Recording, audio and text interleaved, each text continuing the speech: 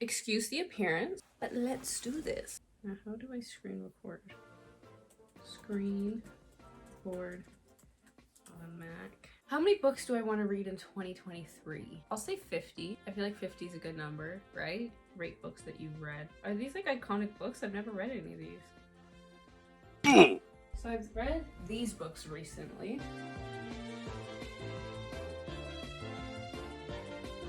I just finished training. If you don't know, I come in every now and then and do like a little bit of gymnastics just to make sure I still got my stuff. Normally I train for a little bit and then my sister trains for even longer, so I'm normally here and I just have a lot of buffer time. So I brought the book, but I didn't want to start reading it until I filmed the intro. So this is my first 5-star book that I'm going to be reading.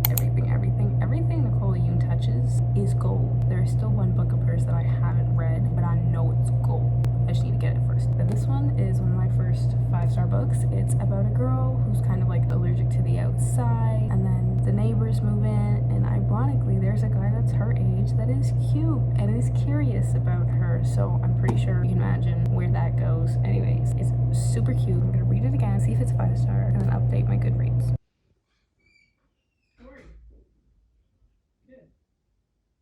So I finished the book.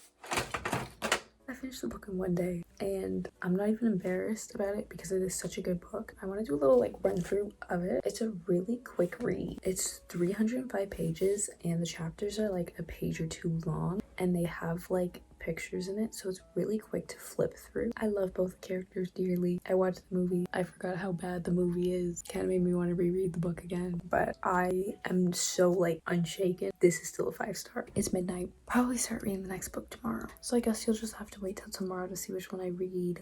It's actually the next night, which is kind of funny. I'm trying to get back into like doing makeup, so if you see me with like random looks on my face throughout this video, the next book that I want to pick is, I think this was pretty obvious considering the way I was talking about everything. Obviously this is my next pick. The Sun is also a star. I kind of prefer this one a little bit more over everything, but I think they're still both regardless 5-star books. If anything, I probably categorize this as a 6-star, like above the 5-star. Yeah, because this book is just that good. I don't believe this is like in the same style as everything where there's no pictures in this book, so it will take me a little bit of a longer time. The movies, again, it's okay, but the books are so good. I'm gonna start this one after I wake up tomorrow because it is midnight again.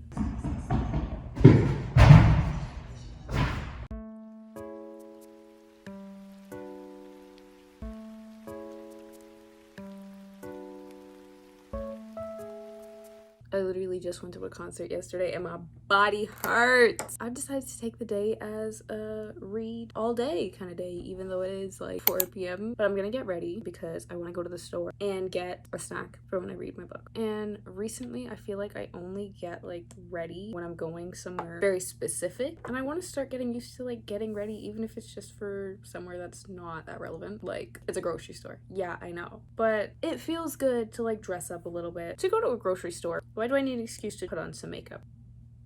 Honestly, it's just the grocery store, so I don't even need my eyeliner to be sisters, not even cousins. I just need it to be manageable. My biggest fear is an eyelash curler.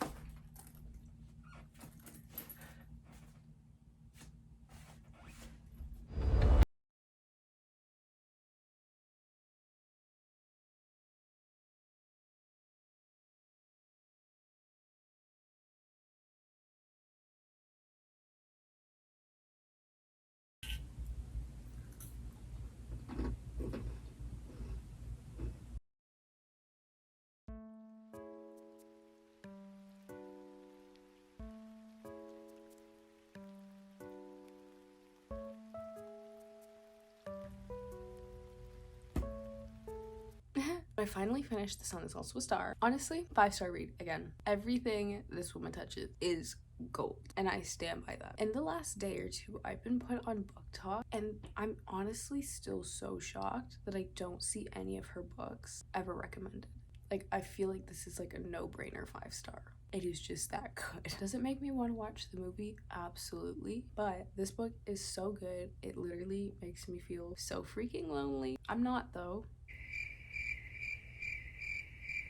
It's literally Heather's pick. I want to give myself a little bit of time away from like the romance. I just finished 2 romance books by the same author, so I'm gonna move away from that. And my next book is 6 of Crows. If you have not read this book, read it. My only piece of advice for people is this book will be so confusing until the end. I had no idea what was going on, but it was so worth it that it made it 5 stars. I feel like this author kind of writes as if you already know everything that's going on, and I know that there's a series before this that you're supposed to read. I didn't know that. I just picked this book up and read it on my own. I was completely confused for half the book, and I think my favorite thing about this is the fact that the author over explains everything about characters. She just gives so many facts and I eat it up. Like, think about if you were watching Teen Wolf and your favorite character was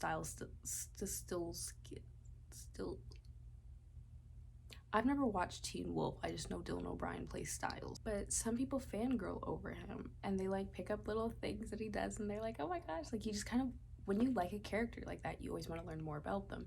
The one thing this author does is she feeds you. She gives it to you. You will know. And I love that. I don't hear this book being talked about enough. I feel like it is a popular book, but it's like an underrated popular book. Like, it's still known, people still have it on their shelves, but I never hear people taking the time of day to talk about it. So I'm here to do that, obviously. Rise and shine.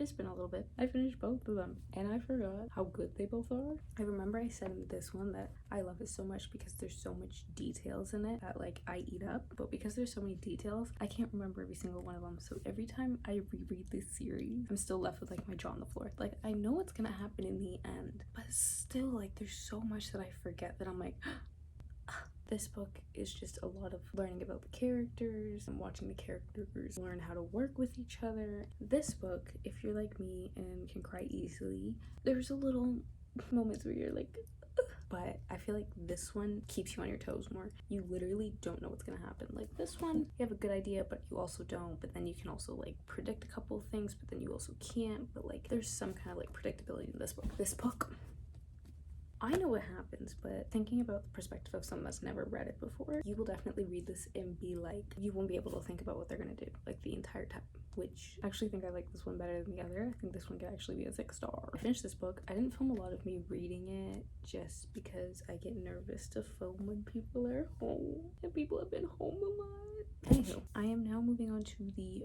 5th book out of 7 books. So I remember like very little details about this book. I already started it. I am 30 pages in. I remember really liking this book because I feel like I've read a lot of romances that are just like so out there that they're not believable. And I mean, the plot line of this is pretty out there and like I don't believe it would just happen to regular teenagers kind of thing, but I feel like they react and their internal like monologue is very teenage-esque. The reason I liked it so much was because it didn't feel like this was some like force romance, you know, when people are like, he looked at me and like I could feel the affection from his gaze from across the room, and it's just like, girl, what the fuck? Or he was just looking at you. Like, realistically, I get that's what makes romance books so like whimsical, but I think I just like the fact that this was a little bit more like of an awkward love story. This book is about a girl whose sister goes missing. Ever since her sister left, she started finding like a bunch of missing people's reports and kept trying to find things where people got found so she could find a way for her sister to want to come back. So for the summer, she's volunteering at a nursing home and someone shows up that's very famous and was missing in the news. Now the whole thing is like her trying to like figure out what made him want to come back. So this book switches between 2 perspectives. It switches between her perspective and a guy's perspective who decides to volunteer at the retirement home. I'm sure you can like piece together that. Let's get into it. I'm literally in the exact same position, but I finished this book and I know I didn't get a time lapse of me reading it because I forgot. This book is, at first I was reading it and I was kind of like, oh, like maybe it's just like biased that I ranked it 5 stars, because at the beginning like it's a little bit slow. I was kind of like, is it bad that I just recommended this as like a 5-star book? I remember why this is my favorite book now. I've never been a girl to like annotate books or anything, but this book is so good. I can't even put it into words. This book is so good. Literally anybody out there, anybody wants to know the key to my heart, literally just find this copy of my book and open one of these green light things. And it will literally lead you to just like examples. I was very right about this being like more of a realistic thing. Like the way that they second guess themselves and doubt themselves when they're around each other is so human. Can we talk about that for a second? Because normally in books it's like miscommunication, but then it's all fine. Like, no, they're awkward and they say awkward things, and like it just feels so me. I have never done this to a book before. I forgot it was this good. I'm gonna show you the last book. So the last book is called The Nature of Jade by Caletti. I don't know really how to explain this other than there's a girl that's been diagnosed with a panic disorder. She's in her senior year. She sees someone on a live zoo webcam that she leaves up in her room because she likes to like look at the elephants and stuff, and she sees a guy there. I think I like it because it's like slow paced. It feels like a book I would read on a rainy day, and I feel like I don't have many books that are like that because I feel like I'm always looking for something to like draw me in and keep me entertained. But this is a book that I think keeps me entertained the whole time, but isn't throwing like crazy curveballs left and right through every chapter to like throw me off. Like it just feels like a normal steady pace, but it's also like not moving too fast for me. And I know I said 7 books, but I'm gonna have to end this video at 6 because I was gonna read Heartless by Marissa Meyer, I don't actually know, but my sister decided to get herself out of a reading slump. She was gonna read that book, and I don't have the book. My sister does. It's her copy, so because she's reading it, I can't like steal it from her and be like, psych, I need it. But that is also another one of my 5-star, almost 6-star books.